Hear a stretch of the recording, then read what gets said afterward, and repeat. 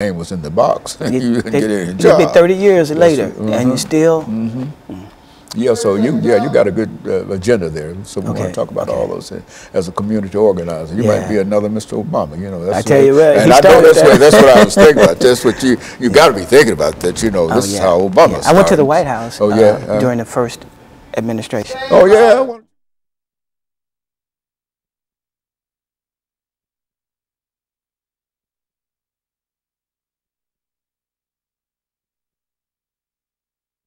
Thank you and welcome back to the final segment of the show for today. We're talking to Mr. Keith Caldwell, and he's giving us some information in reference to religion and faith and religion. And so, Mr. Caldwell, let's pick up where we left off before we had our second commercial break, dealing with religion and faith, or faith and religion, however you wish to pursue it as a community organizer, and some of the issues that you have found to be of importance that our audience ought to know about today. Yeah, I'd like to direct folks to some of the work done around affordable housing.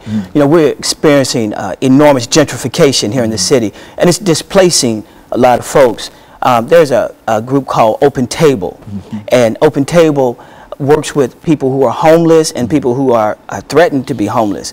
We think about there are 200 people a day moving into Nashville, right at 60,000 people a year, one of the 5 top cities in America. But it's really a tale of 2 cities. So we see maybe Charlotte Avenue as the line of demarcation, and this affluence on the West End side, and then North Nashville, particularly with the 28th corridor being open, being just so rapidly gentrified that people are being displaced. And there was a rally this past week that folks are doing. Fort Negley, people were camping out because the mission is so filthy they don't want to go to military. Is that why they are not there? Is the mission situation that bad? A lot of the folks who are living at Fort Negley said because of the and the restrictive manner that it's run.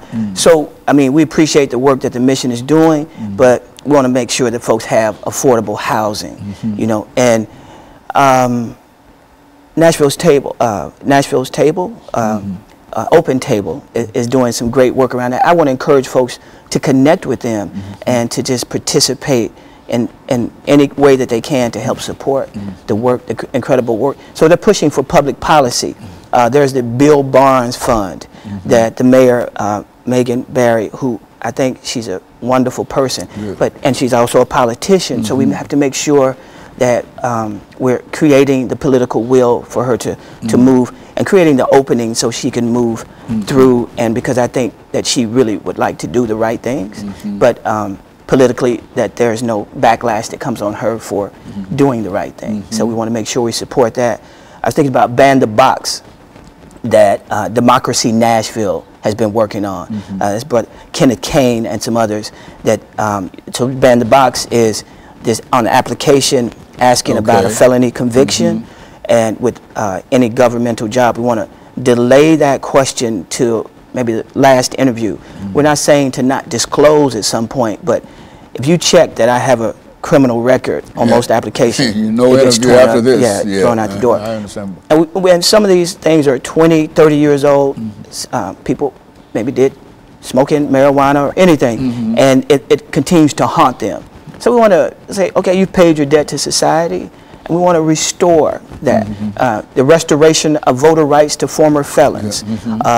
People like Representative Brenda Gilmore helped to get that passed about 6 years ago, and NAACP, other folks, to say if you have this one conviction and it doesn't fall within, there are 4 exclusions that can't be expunged, and then people can get opportunity to get another start. So I've also been working some with Black Lives Matter.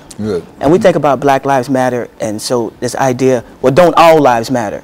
And of course they do. The best way I heard talked about Black Lives Matter, it says, if you live in a cul-de-sac and your house is on fire, and the fire truck comes, it's going to pass every house on that cul-de-sac and go to the one that's burning to the ground, to the one that is in most need of attention.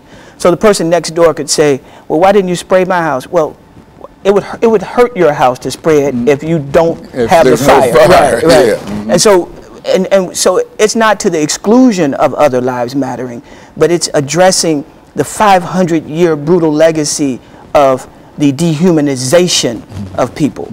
And so on this continuum, it places all human beings back on what it means to be human, so that no one is dehumanized and economically exploited.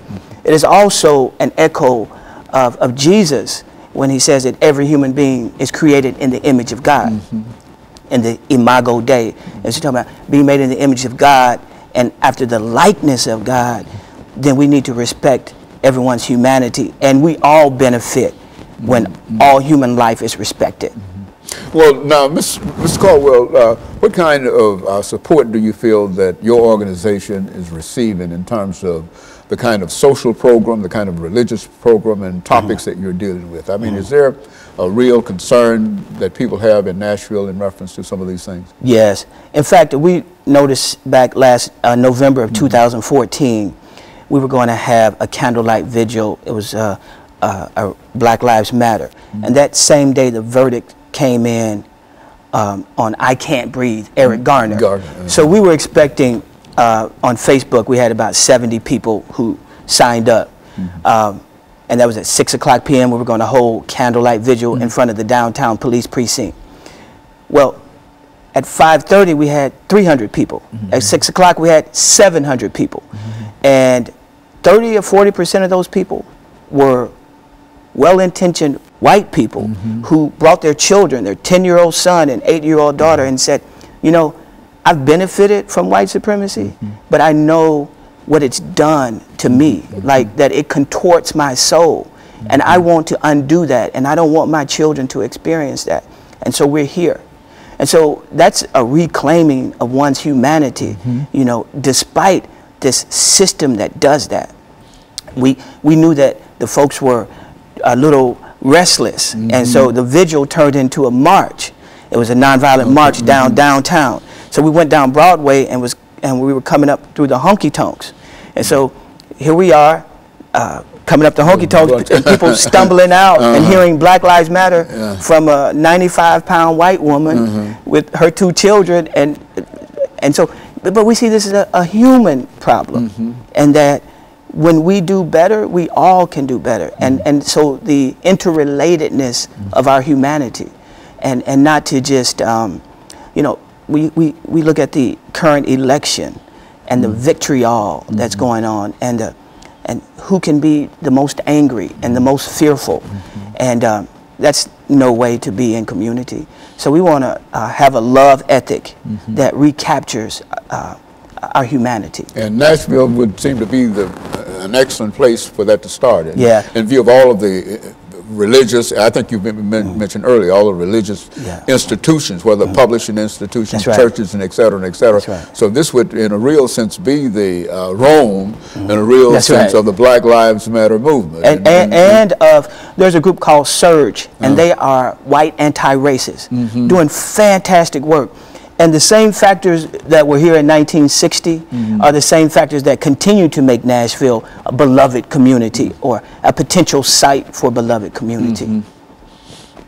And so in a real sense, Mr. Caldwell, as we end this show for today, we've got about a minute and a half. In a real sense, you think that some of the work that you and others are doing really has an impact in terms of making people more aware of what is going on, affordable housing, health, incarceration, and et cetera. These are all some of the issues that you're dealing with in order to try to improve society, and in a real sense bring religion and faith together. That's right, and particularly in the face of this prosperity gospel that is being preached around, if you believe God, then you can have a Mercedes-Benz in your driveway, and it has no critique of unjust systems. It has none. And it's a failure, and it's about this individualistic, capitalistic Christianity, about, you know, it's really like I make a deal with God. For me, versus that God is saying, I'm coming back for a people, that we are saved in the collective, we are saved in the aggregate. And so our salvation is tied up one to another, and that our salvation isn't entirely otherworldly, not by